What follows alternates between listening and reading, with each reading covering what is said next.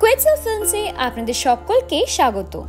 দেশ বিদেশের নানান লেখকদের রোমাঞ্চকর কিছু কাহিনী দিয়ে সাজানো আমাদের এই বিশেষ নিবেদন রাইটার্স চয়েস। আজ শুনবেন ডক্টর নিহার রঞ্জন গুপ্তর লেখা কিরিটি রায়ের অ্যাডভেঞ্চার কাহিনীর চিতাবাঘ। ডক্টর নিহার রঞ্জন গুপ্তর জন্ম 6 জুন 1911 সালে বাংলাদেশের লোহাগাড়ে। বাংলা পাঠকদের কাছে তিনি পরিচিত বিখ্যাত গোয়েন্দা কিরিটি রয়ের স্রষ্টা হিসেবে। আজকের গল্প পাঠে শক্তিক দে, সূত্রধর আমি সৈমি ব্যানার্জি। শুরু হচ্ছে চিতাবাঘ।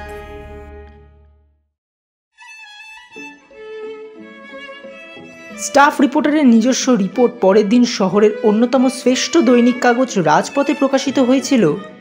কলকাতা, হাওড়া ও ব্যারাকপুর অঞ্চলের প্রায় সমস্ত বিজুলিবাতি নিভে গিয়ে সোমবার কলকাতা নগর সহসা নিষ্প্রদীপের অন্ধকারে ডুবে গেছিল। পথে ম্লান গ্যাসবাতিগুলো মিটমিট করে জ্বলছিল। সংবাদটা সকলেই জানেন, কারণ গতরাত্রে সন্ধ্যা 7:30টার সময় দীর্ঘ প্রায় আধ ঘন্টা ব্যাপীকাল অকস্মাৎ যখন আলোকোজ্জ্বল কলকাতা শহর সর্বত্র বিজুলিবাতিগুলো নিভে গিয়ে জনসাধারণকে স্তম্ভিত ও হতচকিত করে দেয়।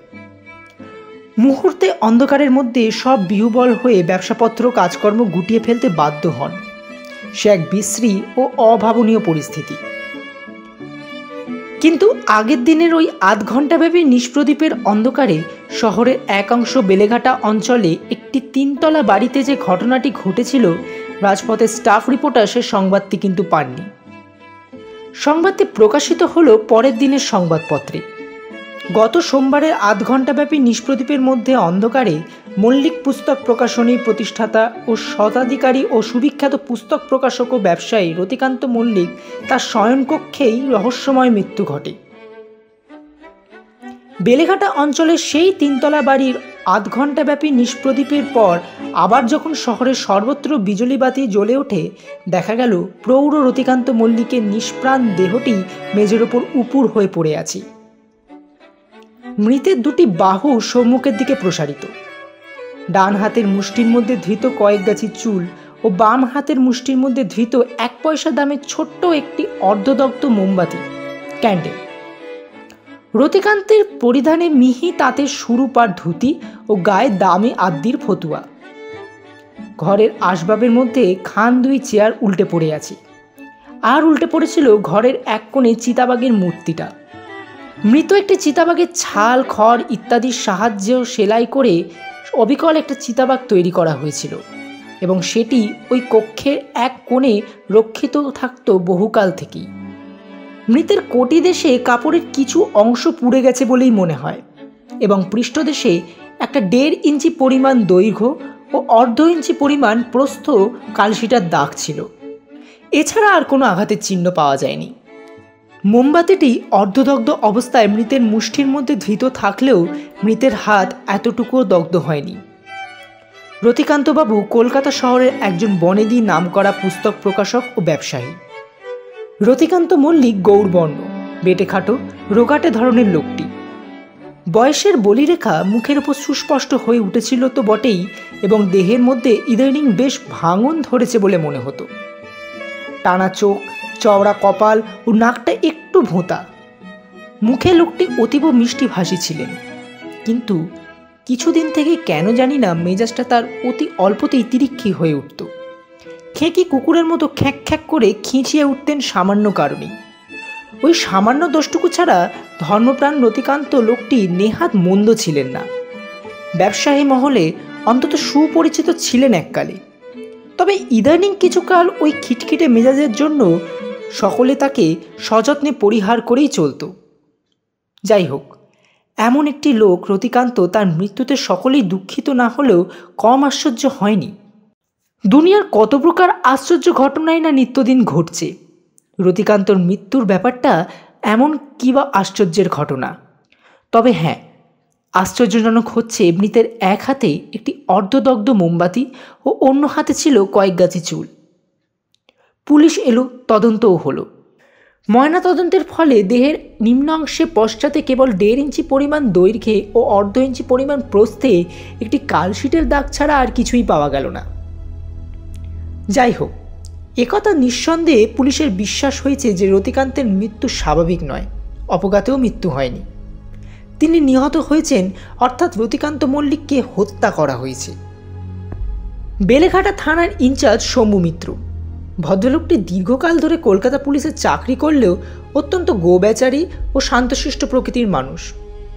ঝামেলা বা কোনো প্রকার গোলমাল আদপেই বরদাস্ত করতে পারেন না এবং নিজস্ব এলাকায় কোনো সাধারণ ব্যাপার ঘটলেও যেন হিমশিম খেয়ে যায়, একেবারে দিশেহারা হয়ে পড়েন। গোলগাল চেহারা, প্রচুর চর্বির বাহুল্য শরীরের সর্বত্র, মাথায় চকচকে একখানি টাক, কেবল ঠিক মধ্যস্থলে মরুবক্ষে ওয়েসিসের মতো 8-10টি গাছি মাত্র চুল। টাকের উপর যেন মর্মান্তিক এক রসিকতার মতোই জেগে উঠেছে। দিন চারেক বাদে সেদিন প্রাতে থানার মধ্যে নিজের অফিসে কক্ষে বসে শম্ভু মিত্র নিঃশব্দে টাকের ওপর হাত বোলাচ্ছিলেন। ভদ্রলোক সত্যিই বড় দুর্বিপাকে পড়েছেন। রতিকান্ত লোকটা আজকালকার বাজারে মরে বেঁচেছে, কিন্তু শম্ভু মিত্রকে 7 হাত জলের তলে যেন একেবারে ডুবিয়ে দিয়ে গেছেন। কিন্তু তার অ্যাসিস্ট্যান্টটি মিত্র সাহেবকে নিরাশায় আশা দিয়েছে, বলেছেন তার সঙ্গে কিরিটি রায়ের বিশেষ পরিচয় আছে, তার কাছে তিনি আজ সকালেই একবার যাবেন এবং পরামর্শ পেলে ইত্যাদি। ভোরবেলায় শম্ভু তার অ্যাসিস্ট্যান্ট নিত্যরঞ্জনকে তাগিদ দিয়ে কিরিটি রায়ের কাছে পাঠিয়ে দিয়েছেন। ঘন ঘন তারই আশায় শম্ভু দরজার দিকে তাকাচ্ছিলেন। এদিকে ওই সময় কিরিটির বাড়িতে তার বসবার ঘরে চা পান করতে করতে নিত্যরঞ্জনবাবু কিরিটিকে সংক্ষেপে সমগ্র ব্যাপারটি শোনাচ্ছিলেন, আর কিরিটি শুনছিল। ঘটনাটা আনুপূর্বিক শুনে কিরিটি বলল,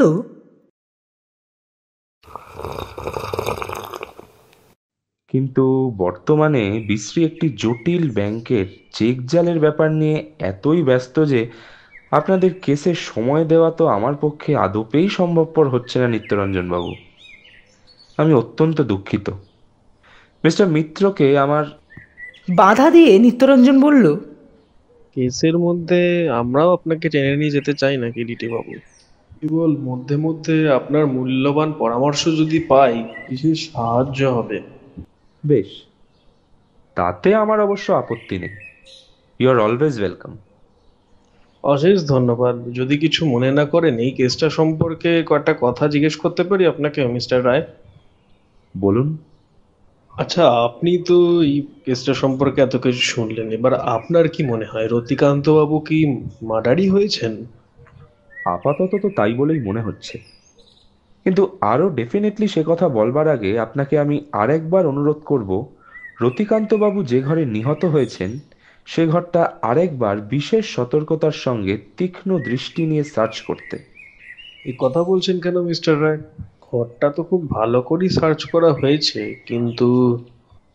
কিন্তু বিশেষ কিছুই পাননি। নাই বা প্রথমবারে পেলেন, দ্বিতীয়বারে আবার সার্চ করতে ক্ষতি কি? না না, ক্ষতি আর কি, বিশেষ করে আপনি যখন বলছেন।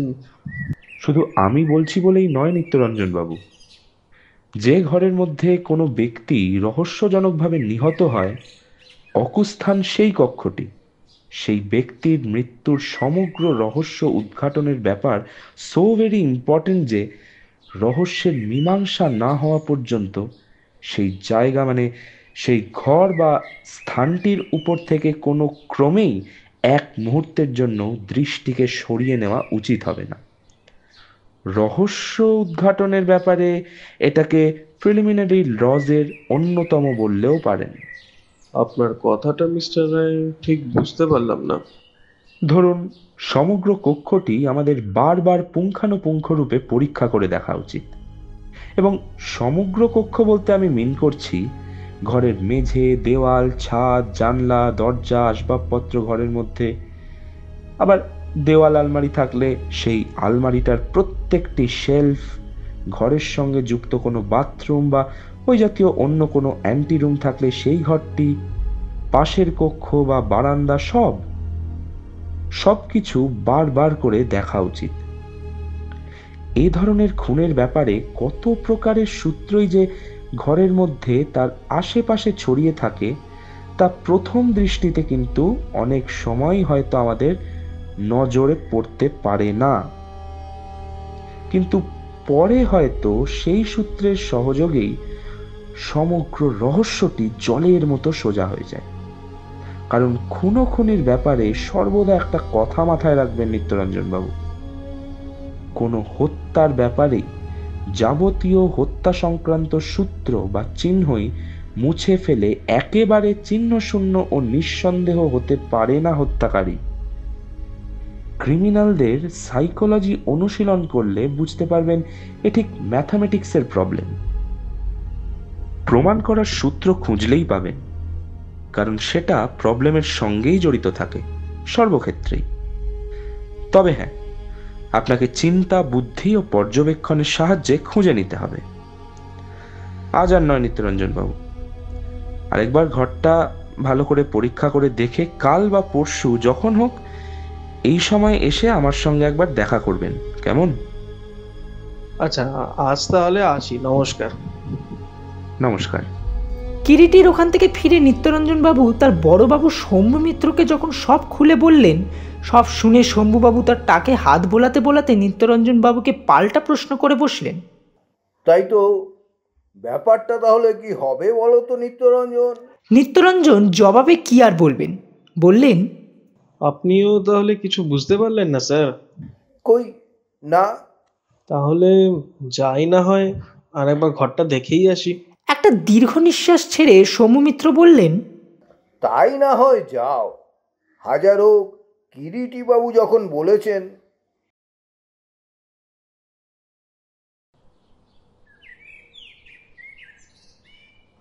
পরের দিন ঠিক একই সময় কিরিটির কক্ষে এসে প্রবেশ করলেন নিত্যরঞ্জনবাবু। কিরিটি সোফায় বসে ওই দিনকার সংবাদপত্রটা মুখের সামনে মেলে ধরে পড়ছিল। দোরগোড়ায় নিত্যরঞ্জনবাবুর জুতোর শব্দ পেয়ে সংবাদপত্রটা মুখ থেকে সরিয়ে সাদরে আহ্বান জানায়। আসুন নিত্যরঞ্জন বাবু, বসুন। নিত্যরঞ্জনবাবু কক্ষ মধ্যে প্রবেশ করে একখানা চেয়ার অধিকার করে বসলেন। তারপর আর কি সংবাদ বলুন? সংবাদপত্রটা ভাঁজ করতে করতে কিরিটি প্রশ্ন করে। খুব ভালো করেই কালকে ওই আপনার কথা মতো ওই ঘরটা, তার পাশের ঘরটা ভালো করেই সার্চ করেছি, কিন্তু প্রয়োজনীয় কোনো কিছুরই সন্ধান এবারও পেলেন না? আগে তেমন কিছু তো পাননি, অর্থাৎ আপনার চোখে এমন কিছুই পড়েনি যা বর্তমানে প্রয়োজনীয় সূত্র বা প্রমাণ হিসেবে গ্রাহ্য করা যেতে পারে, তাই তো? বেশ, তাহলে এ সম্পর্কে কিছু বলবার পূর্বে সর্বাগ্রে আমি আরেকবার গতকাল আপনার মুখে যা শুনেছি তার পুনরাবৃত্তি করছি। শুনুন, যদি কোথাও কোনো ভুল হয় ধরিয়ে দেবেন। কিরিটি বলতে শুরু করলো।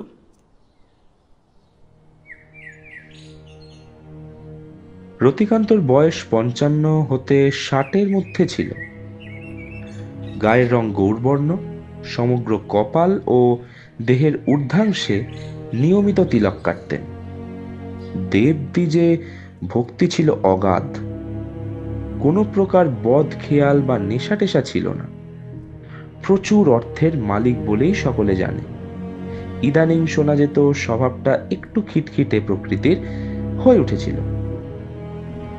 সংসারে আপন বলতে বহুদিন হলো স্ত্রী গত হয়েছেন। দুটি ছেলে, বড় ছেলে সুধাকান্ত ও ছোট ভাই রমাকান্তই ইদানিং কিছু কাল ধরে এই ব্যবসা দেখাশোনা করছিল, এবং মৃত্যুর বছর দেড়েক আগে থেকে আবার হঠাৎ কোনো অজ্ঞাত কারণবশত রতিকান্ত পূর্বোক্তদের হাত থেকে ব্যবসার সমস্ত অধিকার হরণ করে নিজেই নিয়ে সবকিছু দেখাশোনা শুরু করেছিল। ছোট ছেলে নিশাকান্ত তার নিজের অর্ডার সাপ্লাইয়ের ব্যবসা নিয়েই ব্যস্ত। শোনা যায় পিতার পুস্তক প্রকাশনীর সঙ্গে নাকি বড় একটা সম্পর্ক ছিল। রতিকান্তের কনিষ্ঠ রমাকান্ত, দুই পুত্র সুধাকান্ত ও নিশাকান্ত ছাড়া সুধাকান্তের স্ত্রী ও 5-6টি সন্তান। নিশাকান্তের স্ত্রী ও 3-4টি সন্তান, ছোট ভাই রমাকান্তের স্ত্রী ও 2টি সন্তান। এই নিয়েই ছিল রতিকান্তর একান্নবর্তী পরিবার, এবং ইদানিং সকলেই বেলেঘাটার বাড়িতে বসবাস করছিলেন। এই গেল ভদ্রলোকটির সংক্ষিপ্ত পরিচয়, তাই তো? আগে তাহলে আমরা এবার আসল ঘটনায় আসি। কিরিটি একটু থেমে গিয়ে সিগারে আগুন দিল।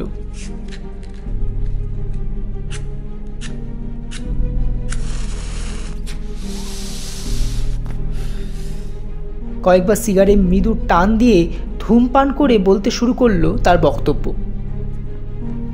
গত সোমবার সন্ধে 7:30টার সময় অর্ধ ঘণ্টাব্যাপী নিষ্প্রদীপের অন্ধকারে রতিকান্ত রহস্যজনকভাবে তার শয়নকক্ষের মধ্যে নিহত হন, এবং ব্যাপারটা প্রথমে দৃষ্টিগোচর হয় ছোট ভাই রমাকান্তর। উনি রাত্রি 9:30টার সময় ব্যবসা সংক্রান্ত কোনো একটা পরামর্শের জন্যই দাদার কাছে গিয়ে ওর দাদাকে তার শয়নকক্ষের মধ্যে মৃত অবস্থায় দেখতে পান। রমাকান্তরই চিৎকারে পরে একে একে সকলে ঘরে এসে জড়ো হয়। ওই সময় বাড়ির মেম্বার্সদের মধ্যে একমাত্র রতিকান্তর কনিষ্ঠ পুত্র নিশাকান্তই গৃহে ছিল না। সে ফিরে এসে ওই দিন রাত্রে প্রায় 11:15টার সময় পিতার মৃত্যু সংবাদ পায়। বাইরের লোকের মধ্যে 3 জন ভৃত্য, শ্যাম, সাধু ও মধু। ওদের মধ্যে শ্যাম বহুদিন হলো ওই বাড়িতে চাকরি করছে। সাধু ও মধু প্রায় 4-5 বছর ধরে চাকরি করছে। পাচক, বিধু আর দারোয়ান রামলাল ও বাহাদুর। এছাড়া আরেকজন ওই সময় বাইরের লোক ওই বাড়িতে ছিল বটে, যোগেশ, রতিকান্তর ছোট ছেলে নিশাকান্তর শ্যালক। যোগেশ তার বোন নিশাকান্তর স্ত্রী নারায়ণী দেবীর সঙ্গে ওই সময় দেখা করতে নিষ্প্রদীপের গোলমালে আটকা পড়ে যায়। যোগেশের ওই বাড়িতে যথেষ্ট যাতায়াত আছে, বলতে গেলে ওই বাড়ির এক প্রকার ছেলের মতোই, এবং বাড়ির সকলেই যোগেশকে যথেষ্ট ভালোবাসত। এই গেল হত্যার সময় ওই গৃহে যারা উপস্থিত ছিল। তারপর আসা যাক অকুস্থান। পুলিশ এসে দেখে রতিকান্তর মৃতদেহটা মেঝের ওপর পড়ে রয়েছে। সম্মুখের দিকে প্রসারিত 2টি বাহু, তার মধ্যে ডান হাতের মুষ্টির মধ্যে ধৃত ছিল কয়েক গাছি চুল, ও বাম হাতের মুষ্টির মধ্যে ধৃত ছিল অর্ধদগ্ধ ছোট একটি 1 পয়সা দামের মোমবাতি, যদিও হাতে কোনো পোড়ার দাগ ছিল না। আর ঘরের আসবাবপত্রের মধ্যে 2খানা চেয়ার ঘরের মধ্যে উল্টে পড়েছিল, এবং একটা চিতাবাঘের মূর্তি ঘরের মধ্যে, যেটা এক কোণে দাঁড় করানো ছিল, সেটাও উল্টে পড়েছিল মৃতদেহের সন্নিকটেই। ঘরের দরজা খোলাই ছিল, আলোটা জ্বলছিল। ঘরের মধ্যে লোহার সিন্দুকের মধ্যে টাকা কড়ি ও বহু কিছু মূল্যবান দলিলপত্রাদি ছিল। তার মধ্যে কিছুই চুরি বা খোয়া যায়নি, যদিও সিন্দুকের চাবিটা রতিকান্তর কোমরে গোঁজা থাকতো সর্বদাই, তেমনই ছিল। পাশাপাশি আর 2টি যে কক্ষ, একটি ঘর হিসেবে ব্যবহৃত হয়, দ্বিতীয়টিতে থাকে ওর ছোট ভাই ও তার স্ত্রী। দোতলায় সিঁড়ির পাশের ঘরটিতেই থাকে ছোট ছেলে নিশাকান্ত, এবং একতলার ঘরে ইদানিং থাকতেও ওর বড় ছেলে সুধাকান্ত, স্ত্রী পুত্রকন্যাদের নিয়ে।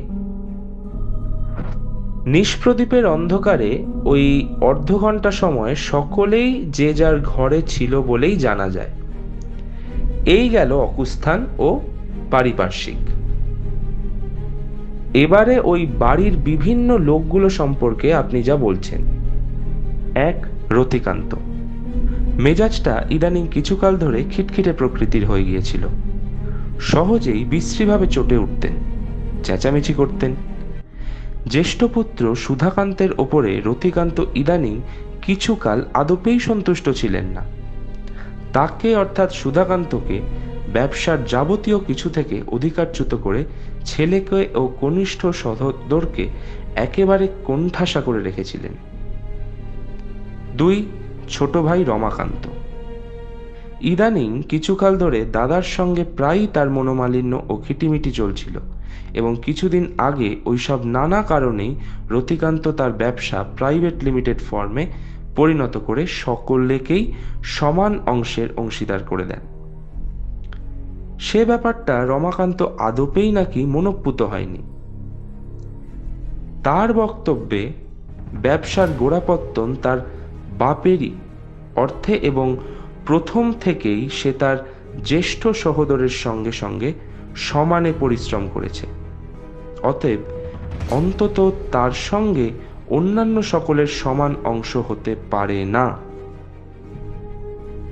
রতিকান্তর জ্যেষ্ঠ পুত্র সুধাকান্ত নির্বিরোধী স্বভাবের মানুষ, শান্তশিষ্ট, বিনয়ী এবং পরিবারের মধ্যে সর্বাপেক্ষা বিচক্ষণ, বুদ্ধিমান ও স্থির মস্তিষ্ক প্রকৃতির।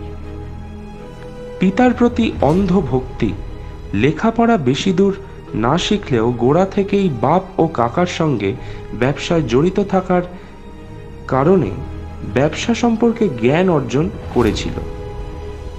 বছর 10 আগে ক্রমে ক্রমে ব্যবসায় যাবতীয় গুরুদায়িত্ব সুধাকান্তর রমাকান্তর স্কন্ধেই এসে পড়েছিল এবং ক্রমে একসময় ওরাই ব্যবসার সর্বে সর্বা হয়ে উঠেছিল। হঠাৎ কোনো অজ্ঞাত কারণে সুধাকান্ত ও রমাকান্তর সমস্ত শক্তি হরণ করে রতিকান্ত আবার ব্যবসা নিয়ে বৎসর খানেক হবে নিহত হবার পূর্বে মেতে উঠেছিলেন। ইদানিং সুধাকান্ত চোরের মতোই সমস্ত শক্তি হারিয়ে যেন নিজ গৃহে বসবাস করছিল। তথাপি কোনো খেদ ছিল না মনে।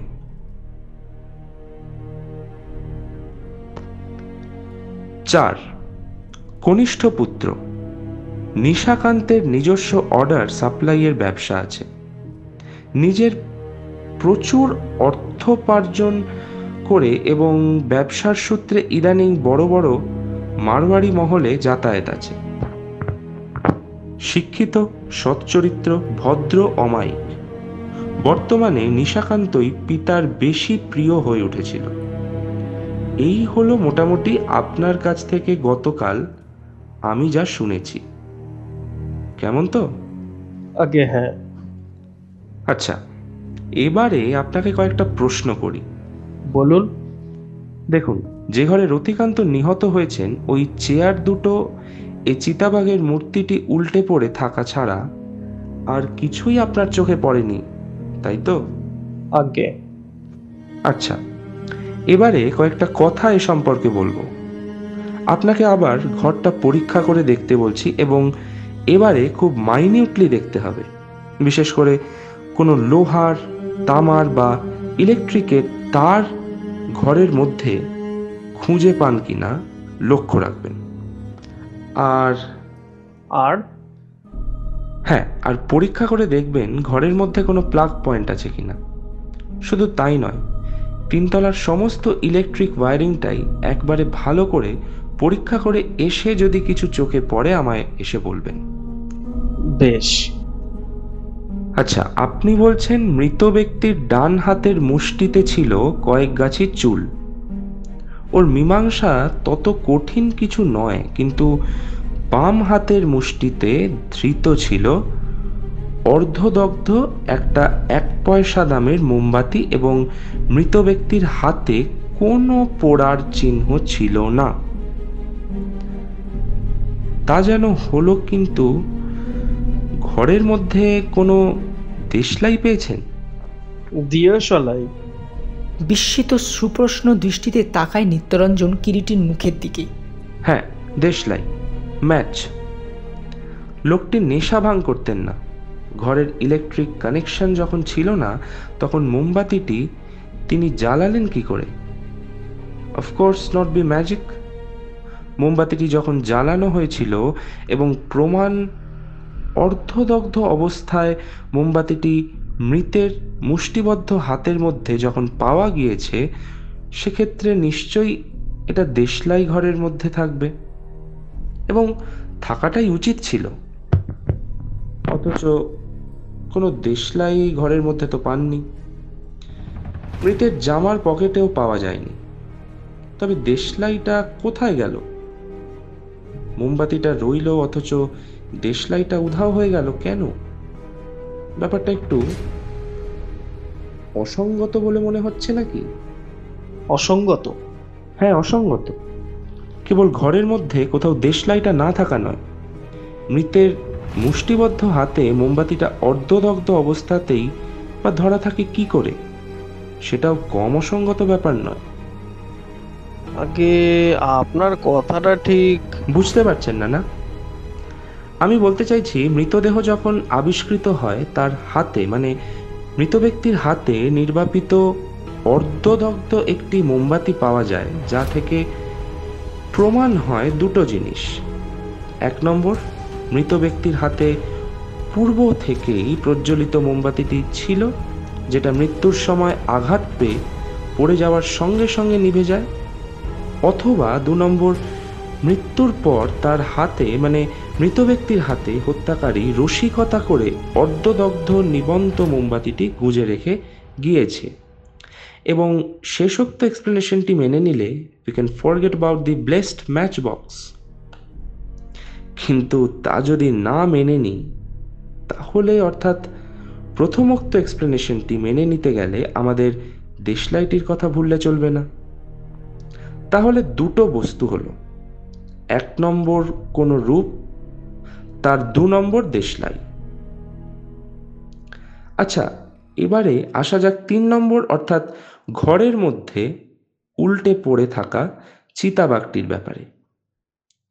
দেবদ্বিজে ভক্তিভাবাপন্ন ফোঁটা তিলকধারী নিরামিষাশী বৈষ্ণব গুরুর শিষ্য রতিকান্তর শয়নকক্ষে চিতাবাঘের মূর্তি কেন থাকে? ভেবে দেখতে গেলে এ ব্যাপারেও কি প্রচুর অসঙ্গতি নেই? তা তা একটু আছে। একটু নয়, প্রচুর আছে নিত্যরঞ্জন বাবু। এবং আপনাকে ওই চিতাবাঘের মূর্তিটি সম্পর্কে যদি কিছু রহস্য থেকে থাকে, জানতে হবে। কারণ বর্তমানে রতিকান্ত হত্যা পর্বে ওই চিতাবাঘের সঙ্গে একটা ঘনিষ্ঠ যোগাযোগ যে আছে, সে বিষয়ে আমি নিঃসন্দেহ। এইবার আসবো আমার চতুর্থ 4 নম্বর পয়েন্টে। আমাদের জানতে হবে বর্তমানে মল্লিক প্রকাশনীর আভ্যন্তরীণ অবস্থাটা ঠিক কেমন ছিল। অর্থাৎ আসলে মল্লিক প্রকাশনীর অর্থনৈতিক অবস্থাটা ভালো ছিল কিনা। কিন্তু আপনাকে ব্যাপারটা জানতে হবে মল্লিক প্রকাশনীর আইন পরামর্শদাতা সলিসিটরের কাছ থেকে। বাইরে থেকে লাখ টাকার কারবার শোনা গেলেও আই ডাউট ভেরি মাচ। আমার বিশেষ সন্দেহ আছে মল্লিক প্রকাশনীর অভ্যন্তরীণ অর্থনৈতিক অবস্থাটা আসলে বর্তমানে বিশেষ সংকটাপন্ন হয়ে উঠেছিল নিশ্চয়ই। এবং সেই সংবাদ থেকেই হয়তো আমরা রতিকান্তর বর্তমানের মানসিক অবস্থা ও তার ব্যবহারিক জীবনে আলোকপাত করতে পারব। তা যদি না হয়, তাহলে আমাদের জানতে হবে কেন বর্তমানে কিছুকাল যাবৎ রতিকান্তর ব্যবহারটা খিটখিটে হয়ে উঠেছিল।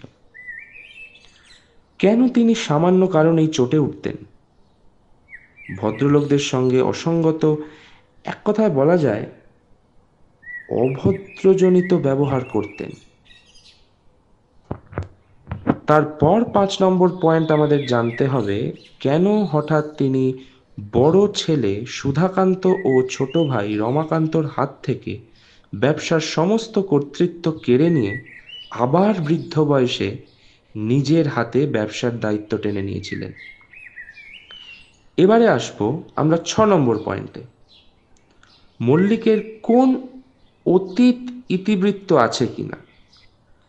কারণ অনেক সময় দেখা গেছে অতীতের অনেক ঘটনা সংঘাতের জন্য মূল কারণ বলে বিবেচিত হয়। 7 নম্বর পয়েন্ট, ঘটনার দিন যতক্ষণ নিষ্প্রদীপের অন্ধকারে সমস্ত শহর অবলুপ্ত হয়েছিল এবং যে সময় রতিকান্তকে হত্যা করা হয়েছে সেই সময় ওই বাড়ির অন্যান্য মেম্বার্সকে কোথায় ছিল? এই প্রশ্নগুলোর ঠিকঠাক জবাব যদি আপনি আমাকে দিতে পারেন, আপনার হত্যাকারীকে আমি বলে দিতে পারবো, আশা করি। এরপর একরকম কিছুটা যেন বাধ্য হয়ে নিত্যরঞ্জন বাবুকে গাত্রোত্থান করতে হলো। পরের দিন আবার নিত্যরঞ্জন বাবু গতকালের কিরিটির প্রশ্নগুলোর জবাবের অনুসন্ধান করতে বেলেঘাটার মল্লিক ভবনের দিকে রওনা হলেন। গেট দিয়ে মল্লিক ভবনে প্রবেশ করতে যাচ্ছেন, মোটরে চেপে রতিকান্তর কনিষ্ঠ পুত্র নিশাকান্ত কোথায় বের হচ্ছিলেন তার সঙ্গে দেখা হয়ে গেল। নিশাকান্ত নিত্যরঞ্জন বাবুকে দেখেই গাড়ি থামালেন। এই যে, কোথাও বেরোচ্ছেন বুঝি? নিত্যরঞ্জন প্রশ্ন করল। আজ্ঞে হ্যাঁ, মানে ঝুনঝুনওয়ালা আগারওয়ালের সাথে একটা কন্ট্রাক্ট আছে, চেম্বারে যাচ্ছি ওই আর কি। তা আপনি? একটু প্রয়োজন ছিল। ও, তারপর একটু থেমে নিশাকান্ত বললেন, বাবার মৃত্যুর ব্যাপারে জাজমেন্ট? তাহলে ডেড ডিউ টু শক বলছেন? হ্যাঁ। কিন্তু ইলেকট্রিক শকে বাবা কি করে মারা গেলেন সেটাই তো বুঝতে পারছি না। কীভাবেই বা ইলেকট্রিক কারেন্টটা শরীরে প্রবেশ করতে পারে? এখনও ধোঁয়াশায় আছি। আর ঘরের মধ্যে তো কোনো প্লাগ পয়েন্টও ছিল না। কিন্তু পুলিশ সার্জন ইউসুফ আলী তার ময়না তদন্ত রিপোর্টে তো তাই বলেছেন। হাই ভোল্টেজের ইলেকট্রিক কারেন্ট দেহে প্রবাহিত হবার দরুনই মৃত্যু ঘটেছে। তারপর হঠাৎ হাতের ঘড়িটার দিকে তাকিয়ে নিশাকান্ত বললেন, আচ্ছা চলি দারোগাবাবু, আসলে কাজ আছে তো। আপনি ভিতরে যান, দাদা কাকাবাবু সবাই ভিতরেই আছেন।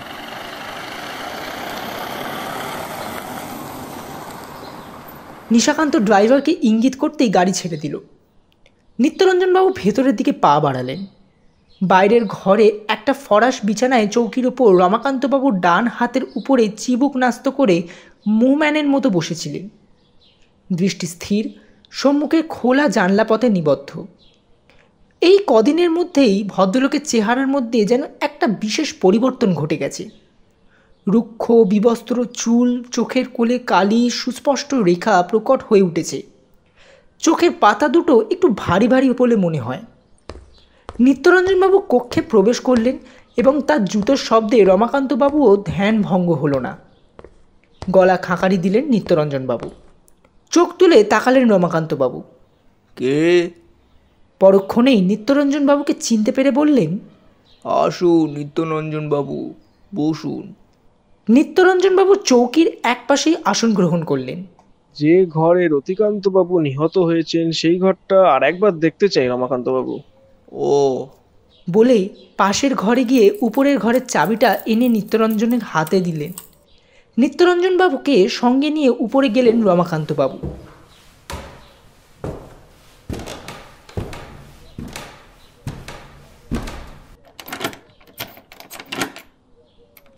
রমাকান্তবাবুর ঘরের মধ্যে আর প্রবেশ করলেন না, বাইরে দাঁড়িয়ে রইলেন। নিত্যরঞ্জনবাবু ঘরের মধ্যে প্রবেশ করলেন। বাঘের মূর্তিটাকে পুঙ্খানুপুঙ্খানুভাবে পরীক্ষা করা সত্ত্বেও নিত্যরঞ্জনবাবু দর্শনীয় বা প্রমাণ সাপেক্ষ কিছুই খুঁজে পেল না, এবং ঘরের মধ্যে খুঁজে খুঁজেও কোথাও কোনো লোহা, তামা বা ইলেকট্রিকের তার জাতীয় কিছুই সন্ধান পেলেন না। দুজনে আবার এসে বাইরের ঘরে উপবেশন করলেন। উভয়ই কিছুক্ষণ চুপ করে রইলেন।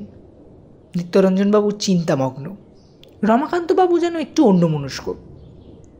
রমাকান্তর মুখের দিকে তাকিয়ে নিত্যরঞ্জনবাবু সহসা একসময় প্রশ্ন করলেন, আচ্ছা, একটা প্রশ্নের আমার জবাব দেবেন রমাকান্তবাবু? বলুন। সেদিন আপনারা বলেছিলেন ইদানিং আপনার দাদা রতিকান্তবাবু মেজাজটা বিশেষ খিটখিটে হয়ে উঠেছিল। এর কি কোনো কারণ ছিল বা ইদানিং এমন কিছু ঘটেছিল যার পর হতে?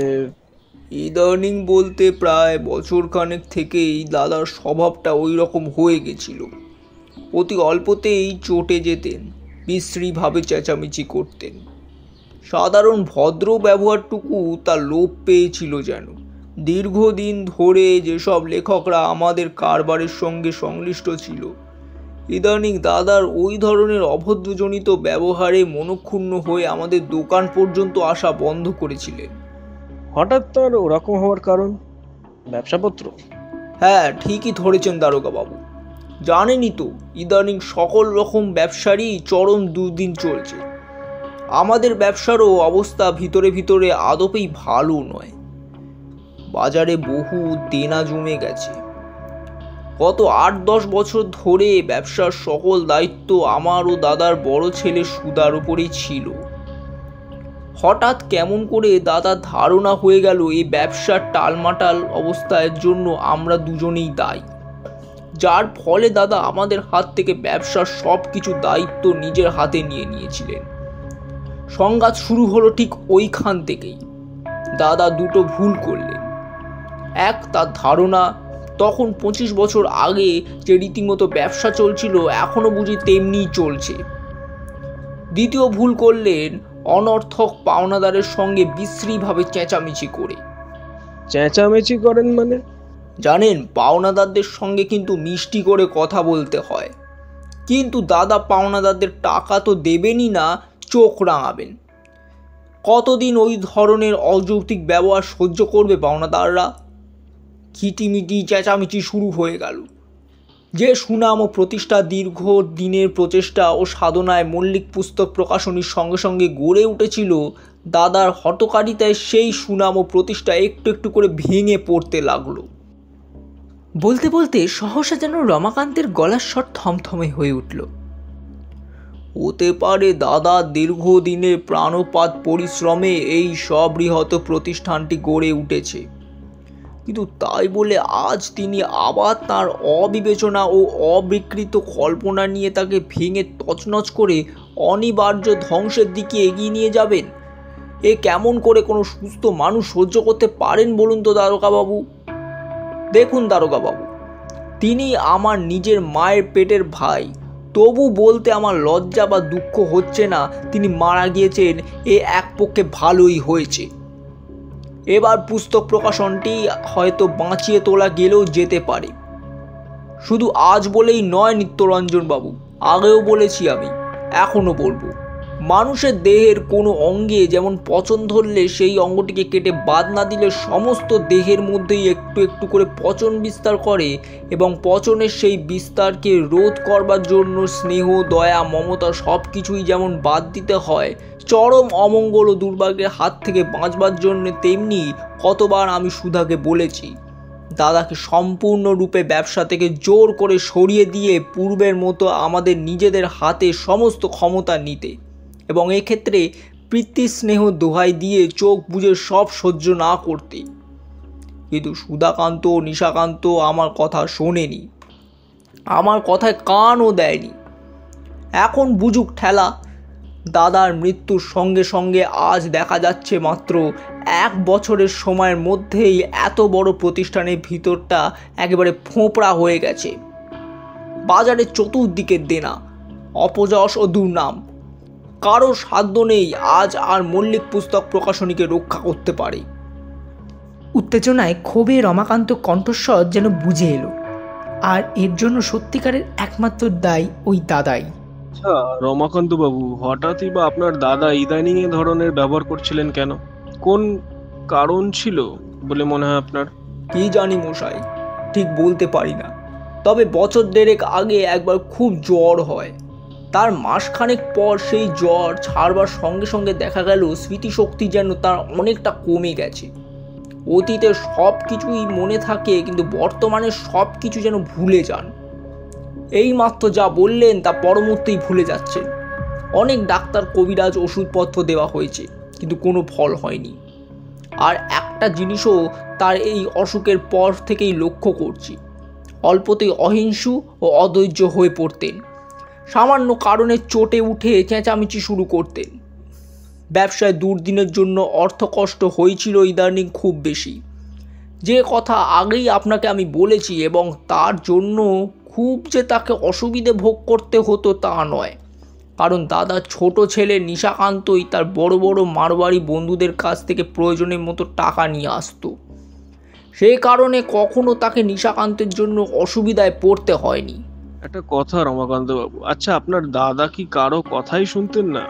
আমাকে আর সুধাকে তো কোনো কথা বলতেই দিতেন না।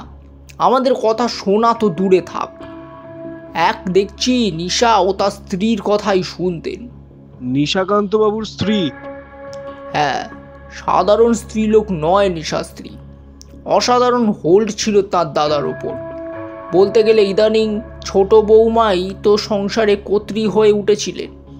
অবশ্য তার সে শক্তি আছে। আচ্ছা রমাকান্ত বাবু, বলতে পারেন খুব শীঘ্রই ইদানিং কখনো আপনাদের এ বাড়িতে ইলেকট্রিক মিস্ত্রি বা কোনো কাজ করতে এসেছিল কিনা? ইলেকট্রিক মিস্ত্রি? হ্যাঁ, মানে বাড়ির ইলেকট্রিকের ব্যাপারে কোনো কিছু গোলমাল? তেমন তো কিছুই কই মনে পড়ছে না তো।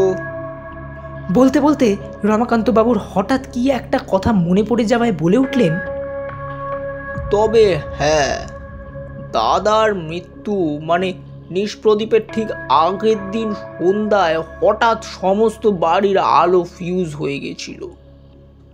ফিউজ হয়ে গিয়েছিল? হ্যাঁ, কিন্তু নিশার শালা আমাদের ছোট বৌমার ভাই যোগেশ, ওর ইলেকট্রিকের কারবার আছে, ইলেকট্রিকের কাজও খুব ভালোই জানে। ওই সময় যোগেশ ছিল, সেই সব আবার ঠিক করে দেয়। ও আবার এক সময় নিত্যরঞ্জনবাবু প্রশ্ন করলেন, আচ্ছা, আর একটা কথা রমাকান্ত বাবু, আপনাকে জিজ্ঞাসা করতে চাই, যেটা মনে আমার কেমন যেন একটা খটকা বাঁধিয়েছে। কি বলুন তো? আপনার দাদার ঘরের চিতাবাঘের মূর্তিটা। রতিকান্ত বাবু এদিকে তো শুনেছি প্রচন্ড বৈষ্ণবতাবলম্বন ছিলেন, এমন স্ট্রিক্টলি নিরামিষাশী ছিলেন, অথচ তার ঘরে ওই মূর্তিটা। দাদার সমস্ত জীবনটাই গড় মিলে ভরা নিত্যরঞ্জন বাবু। প্রথমে যৌবনে দাদা ছিলেন ঘোর সংসারী, একদিকে মাংস না হলে চলতো না, এবং একজন নাম করা শিকারীও ছিলেন। বন্দুক চালনায় তার হাতের নিশানা ছিল যাকে বলে একেবারে অব্যর্থ। সালটা আমার ঠিক মনে পড়ছে না, তবে দাদা একবার তার বন্ধুর নিমন্ত্রণে ময়ূরভঞ্জে বেড়াতে যান।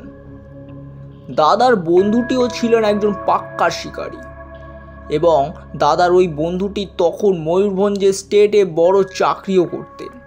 শিকারের জন্য আমন্ত্রণ করেছিলেন দাদাকে সেই বন্ধু। শিকারে গিয়ে যে চিতাবাঘের মূর্তিটা দাদার ঘরে দেখছেন, ওই বাঘের হাতেই দাদার বন্ধুটি প্রাণ দেন। দাদা অবশ্য শেষ পর্যন্ত বাঘটাকে গুলি করে শেষ করে দেয়, কিন্তু সেই দিন থেকেই দাদা শিকার করা ছেড়ে দিলেন এবং বাঘের ছালটা ছাড়িয়ে নিয়ে এসে খড় দিয়ে এই মূর্তিটা তৈরি করে রেখে দিলেন ওই ঘরে। সেই থেকে দাদা কেবল যে শিকারে করাই ছেড়ে দিলেন তাই নয়, মাছ মাংস পর্যন্ত খাওয়া ছেড়ে দিলেন। এবং আরও কিছুদিন পর দাদা এক বৈষ্ণব সাধুর কাছে মন্ত্র দীক্ষা নেন। বন্ধুটিকে দাদা প্রাণের চাইতেও বেশি ভালোবাসতেন। বন্ধুর অপঘাতে মৃত্যু দাদার পক্ষে অত্যন্ত মর্মান্তিক হয়ে উঠেছিল।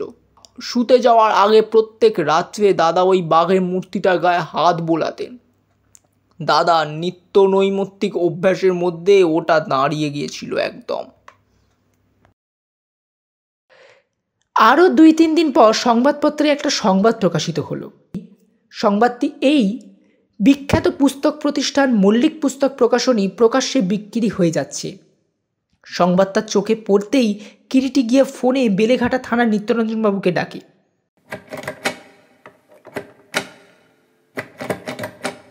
ওপাশ থেকে আহ্বান শোনা যায়, কে? নিত্যরঞ্জন বাবু, আমি কিরিটি কথা বলছি। দয়া করে একবার আসবেন কি? ব্যাপারটা কি বলুন তো? আসুন না, সাক্ষাতেই সব বলবো খন। ঘণ্টাখানেক বাদে নিত্যরঞ্জনবাবু কিরিটির বসবার ঘরে এসে প্রবেশ করলেন। ব্যাপার কি বলুন তো, এত জরুরি তলব কেন হঠাৎ? বসুন। আপনার রতিকান্ত মার্ডার কেসের মিস্ট্রি সলভ করে ফেলেছি। বলুন কি? হ্যাঁ, কিন্তু তার আগে আপনাকে একটা কাজ করতে হবে। কি বলুন তো? রমাকান্ত মল্লিক ও সুধাকান্ত মল্লিককে গিয়ে আপনার বলতে হবে, মল্লিক পুস্তক প্রকাশনীর যে কেউই খরিদ্দার বা ক্রেতা আসুন না কেন, বর্তমানের পুস্তক প্রকাশনীর ন্যায্য মূল্যর চাইতে অন্তত দ্বিগুণ মূল্য যেন তারা দাবি করেন। অর্থাৎ রমাকান্ত বাবুদের আপনি পুস্তক প্রকাশনীটা বিক্রয় করতে নিষেধ করেছেন? ঠিক তাই। শুধু এই জন্যেই কি আপনি আমাকে ডেকে পাঠিয়েছেন কিরিটে বাবু? হ্যাঁ, কারণ খুনি তার মরণ ফাঁদ নিজ হাতেই পাততে উদ্যত হয়েছে, এবং এই ফাঁদেই সে আটকা পড়বে, পড়তেই হবে। তবে একটা কথা আপনাকে আগে থেকেই বলে রাখি নিত্যরঞ্জন বাবু, রতিকান্ত মল্লিক ডেসক্রাইবড ইট। রমাকান্ত বাবু মিথ্যে বলেননি সেদিন আপনাকে। স্নেহে মমতায় অন্ধ হয়ে সুধাকান্তবাবু যদি না তার বিকৃত মস্তিষ্ক পিতার বিকৃত কল্পনায় সায় দিয়ে যেতেন, তবে হয়তো রতিকান্তকে ওইভাবে অপঘাতে মৃত্যুবরণ করতে হতো না, এবং এতদিনকার অত বড় পুস্তক প্রতিষ্ঠানটাও নষ্ট হয়ে যেত না। পিতামাতার প্রতি কর্তব্য ও দায়িত্ব আমাদের সকলেরই থাকা উচিত, এবং ভক্তি শ্রদ্ধাও আমাদের পিতামাতার প্রতি প্রত্যেকেরই থাকা উচিত বলে ভক্তিতে অন্ধ হয়ে কর্তব্য ও ন্যায়কে কখনো আমাদের ভোলা উচিত নয় নিত্যরঞ্জন বাবু। এসব আপনি কি বলছেন মিস্টার রায়? ঠিকই বলছি।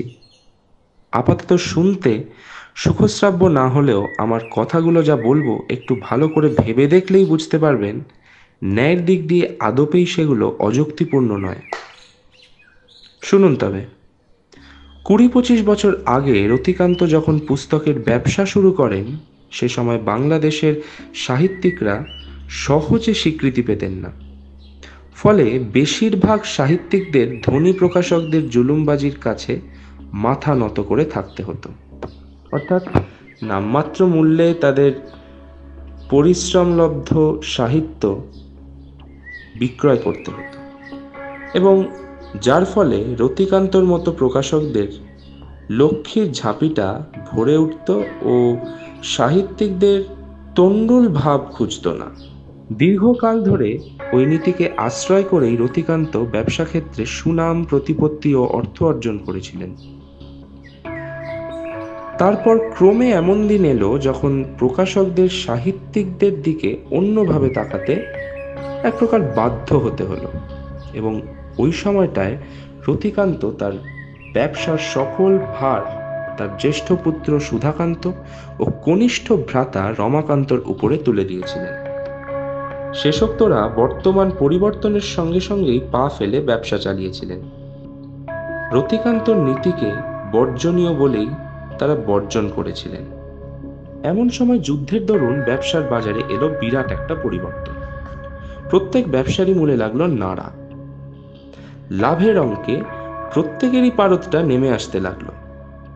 রতিকান্তর নজরে যখন ব্যাপারটা এলো, তিনি যেন ক্ষেপে উঠলেন চারিদিকের লোকসানের অঙ্কটা দেখে। বর্তমান বাজারটাকে না বুঝেই এবং যে পরিবর্তন ইদানিং পুস্তক ব্যবসার ক্ষেত্রে ঘটে গিয়েছে সেটাকে বোঝার চেষ্টা না করেই তার ধারণা জন্মে গেল ছেলে ও ভাই তাদের গাফিলতির জন্যই ব্যবসাটাকে নষ্ট করতে বসেছে। অবশ্য এরকম ভাববার আরও দুটো কারণ ছিল রতিকান্ত। একটু থেমে কিরিটি আবার তার অর্ধসমাপ্ত কাহিনী শুরু করলো। 1 নম্বর, কিছুকাল আগে রোগে ভোগার জন্য তার স্মৃতিশক্তি দুর্বল হয়ে গিয়েছিল। 2 নম্বর কারণ, ইতিমধ্যে প্রকাশক ও সাহিত্যিকদের পারস্পরিক সম্পর্কের মধ্যে যে পরিবর্তনটা ঘটে গিয়েছে সেটা রতিকান্ত আদপেই গ্রহণ করতে পারেননি। তার ধারণা ছিল সাহিত্যিকরা বরাবর নামমাত্র মূল্যেই পুস্তকের যাবতীয় সত্ত্ব পূর্বের মতো রতিকান্তর মতো পুস্তক ব্যবসায়ীদের হাতে তুলে দিয়ে সন্তুষ্ট থাকবে, আর রতিকান্তর দল দোতলার উপর 3তলা বাড়ি হাঁকাবে লাভের মুনাফা দিয়ে। এখানেই শুরু হলো আসল সংঘর্ষ পিতা, পুত্র ও 2 ভাইয়ের মধ্যে। শুরু হলো চেঁচামেচি, ঝগড়াঝাটি, অশান্তি। রতিকান্ত ব্যবসার সকল দায়িত্ব নিজের কাঁধে তুলে নিলেন, কিন্তু পূর্বের দিনও যেমন ছিল না তার নিজের মস্তিষ্ক ছিল না তেমনি সুস্থ। ফলে যাবতীয় লেনদেনের ব্যাপারে খিটিমিটি গোলমাল শুরু হয়ে গেল। বিকৃত মস্তিষ্ক পুরোপুরি ক্যাপিটালিস্ট মনোবৃত্তিপূর্ণ রতিকান্তর দুর্ব্যবহারে একে একে সকলেই অসন্তুষ্ট হতে লাগলো। ব্যবসার সমূহ ক্ষতি হতে লাগলো, কিন্তু রতিকান্ত সম্পূর্ণ বেপরোয়া। সুধাকান্ত আর রমাকান্ত স্নেহে অন্ধ হয়ে বিকৃত মস্তিষ্ক রতিকান্তর ব্যবহার সহ্য করে যেতে লাগলেন। যদিও তাদের ব্যবসার শুভাশুভের খাতিরে উচিত ছিল রতিকান্তকে পাগলাগারদে চিকিৎসার জন্য পাঠিয়ে দেওয়া, এবং স্নেহের খাতিরে কর্তব্যচ্যুতি হলো তাদের মারাত্মক ভুল, যার ফলে আজ মল্লিক পুস্তক প্রকাশনীর চরম দুর্দিন এসেছে।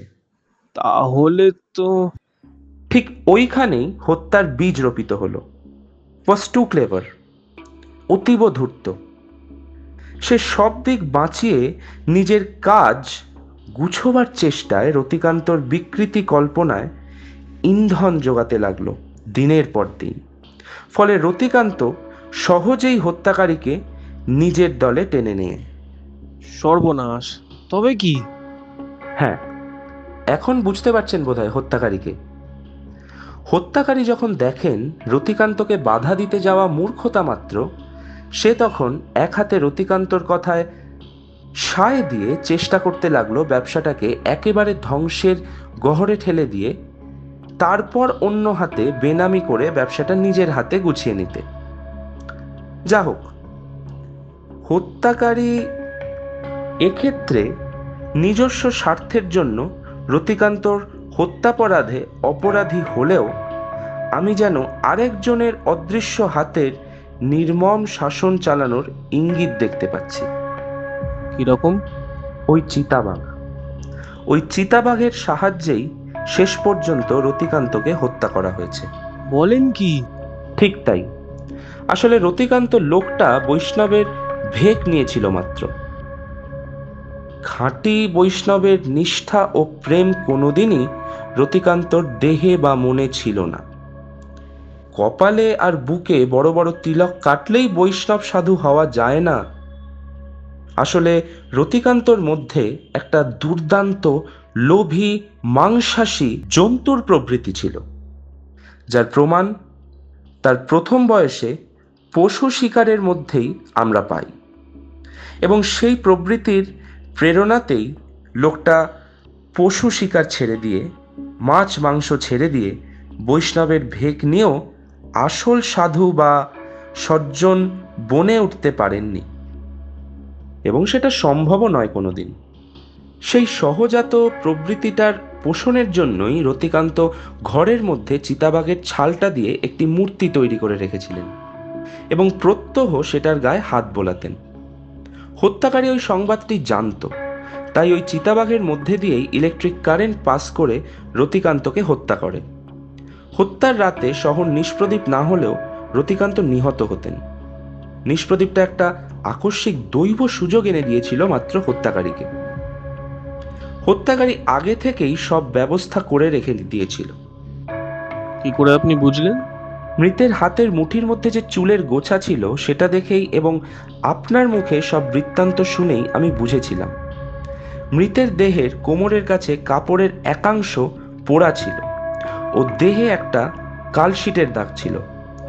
হঠাৎ নিষ্প্রদীপ হয়ে যাওয়ায় রতিকান্ত যখন অন্ধকারে দিশেহারা হয়ে পড়েছেন, সেই মুহূর্তে হত্যাকারী একটি মোমবাতি ও দেশলাই হাতে কক্ষে এসে আবির্ভূত হলো এবং মোমবাতিটা জেলে রতিকান্তর মূর্তিটার ওপর ঠেলে ফেলে দেয়, এবং সঙ্গে সঙ্গে রতিকান্তর শরীরে বৈদ্যুতিক কারেন্ট প্রবাহিত হয় এবং তাতেই হাই ভোল্টেজের কারেন্ট শরীরের মধ্যে দিয়ে প্রবাহিত হয়ে যাওয়ার দরুন তার মৃত্যু ঘটে। তারপর হত্যাকারী চেয়ার দুটোকে উল্টে রেখে এবং মোমবাতিটা মৃতের হাতে গুঁজে দিয়ে ঘর ছেড়ে চলে যায়।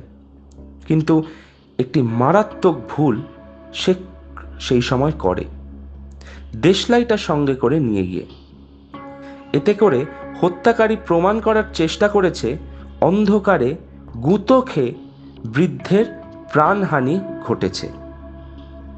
দেশলাইটা যদি হত্যাকারী সঙ্গে করে না নিয়ে যেত তাহলে এত শীঘ্র সে আমার চোখে ধরা পড়তো না।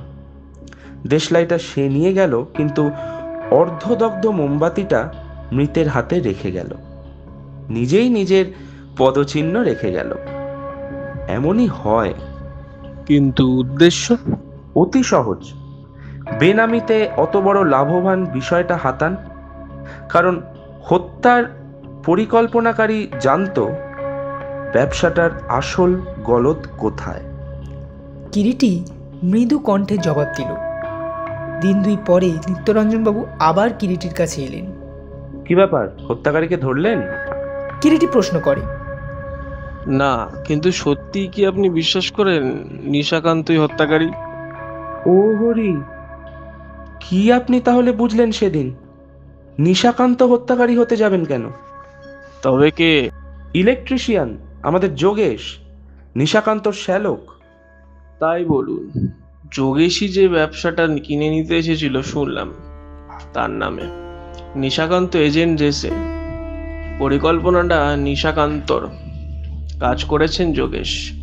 নিশাকান্ত বুদ্ধিমান ব্যক্তি, চিত্রবিচিত্র চিতাবাঘ পিতৃদেবটিকে সে ঠিকই বুঝেছিল, কিন্তু প্রমাণ? সে তো মশাই আমার খুঁজে দেখার কথা নয়, সেটা আপনারা খুঁজে নিন। প্রমাণ হিসেবে কি কি প্রয়োজন সবই আমি বলে দিয়েছি। কিরিটি মৃদু কণ্ঠে শেষ কথা কোটি বলে একটা সিগারে অগ্নি সংযোগ করে।